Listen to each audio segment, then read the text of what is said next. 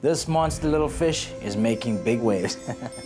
3, 5, 4, 5. I smell the blood of an Englishman.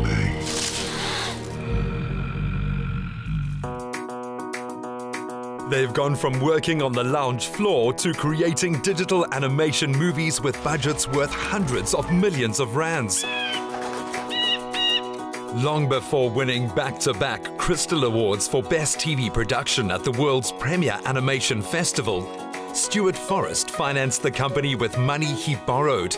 He almost called it a day many times, but to his credit, he persevered. What drew you to animation and inspires you? Animation is something that you can tell stories by using just characters that you've created out of your imagination. I think that's what's exciting about it. You can do anything. It's a blank canvas. What kind of stories and projects do you like to work on? We look for stories that have a strong point of view. So any story that comes with a writer who's got something to say and has got some crazy ideas. We're drawn to great storytelling, and that's all part of what motivates all of us, is telling those stories. Whoa, whoa, whoa, whoa, whoa, whoa. I'm not a stick. Why can't you see? Who? I'm Stickman. Huh? I'm Stickman. Stuart, you've done incredibly well, but I know it's been quite the journey to get here.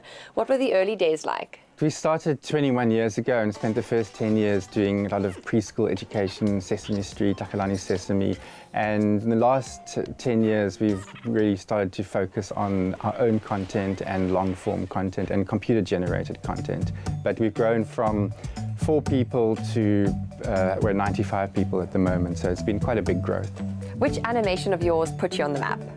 I think the big breaker for us was Zambezia. We made a feature film on very little money, but it actually did really well internationally, and from that we made another one very quickly afterwards. And then after we finished Kumba, the feature film, we got working with Magic Light Pictures, it's a London-based company, and we've been doing BBC Christmas specials every year since 2015. And we created Stickman, which won Best Animation in the World at the Annecy Festival last year, and many, many other awards, as BAFTA nominated. And then we did Revolting Rhymes, which was again named the best animation in the world. So that's been a really exciting period in our history, working with a British company with a British sensibility and still bringing different stories to the world. Revolting Rhymes was a project celebrating 100 years of author Roald Dahl and his legacy. His foundation are very selective about who they work with, so this was an honor. By Christopher, by gum, the giant's eaten up my mum. He smelled her out. She's in his belly. I had a hunch that she was smelly. How have you kept up with the design and trends? We've had to make big changes. We started as a clay animation company, and we ended up doing computer-generated animation, which is a very different look. What stands out for us is finding individuals from places in the world that aren't normally given that voice. And Africa there's so many individuals throughout the continent that have strong stories to tell, but there hasn't really been a platform for that. So we've been very successful at bringing in some incredible storytellers from around the continent. A series by Zambia's Malenga Mulendema comes from their Story Lab, investing in Africa what they've learned internationally. What great big ears you have, Grandma. All the better to hear you with. What great big eyes you have, Grandma. All the better to see you with. Sue, what are you doing here? Which part of the process is this? So this is the stage after modeling, when we've actually created the character. So generally we start off with something like a maquette. We basically just use these to get like a feel of what the characters would look like, and then we take these and scan them into 3D. So this is what he ends up looking like in 3D. He's very dull and grey and not very, very special, but all we really care about is what does he move like? What does his arms do? So we create little controllers and so on that like actually makes it possible for you to move the arms and move the legs and open the jaw. So with our inputs, it turns into more like a puppet. Cinderella required a little extra. Sometimes for more difficult animation scenes, we'll film ourselves doing reference. So we'll go outside or in the office and we'll act out whatever we need to do in the 3D environment. Like when Cindy is dancing with the prince, it is actually like us filming ourselves dancing outside on the lawn and taking that into 3D and using that as our reference.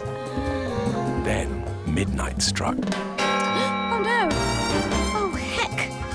I've got to run to save my neck. Lead finaling artist Fakhri Kunrad gave us a crash course on layering. Fakhri, how do you create an environment for these characters? So we have the concept, and we use the concept and we start modeling all these environments based on the color moods and basically what the artist drew. And then we start assembling them within the 3D package, and once the worlds are looking good and the directors are happy with it, and then we start bringing the characters in and we just start building the worlds from there. So do you have any creative freedom? If we have too much creative freedom, obviously with all the artists that we have, everyone has their own take on what they would like something to look. And that can be dangerous because the end result could look very different. So that is why we always try and keep things looking the same with concept, and we just stick to that. The attention given to lighting shows why a movie like this can take up to 6 years to create. What is the importance of this stage? Well, we establish the time of day, the mood, the context for a shot, for a sequence. So we've got to get the colors of the light right, the light direction right, the way the shadows fall onto the environment and onto the characters, all to establish that mood. What do you enjoy about your work? We're trying to tell a story in the best visual way possible. When people see it on the TV screen, they're like, that looks beautiful. But behind the scenes, we know how much time and effort goes into it, how much research and development goes into it. I want to break the boundaries of something to create something exquisite. And that for me is really rewarding at the end of the day. Stuart, I'm done with my tour. So I've met the team. I got a peek into the exciting world of animation. What is the key to your success? Finding amazing people who are dedicated and as passionate as they are about their work. They're talented and brilliant, and that's really what makes us who we are. With new films and a TV series in development, they're creating jobs and expertise and making South Africans beam with pride.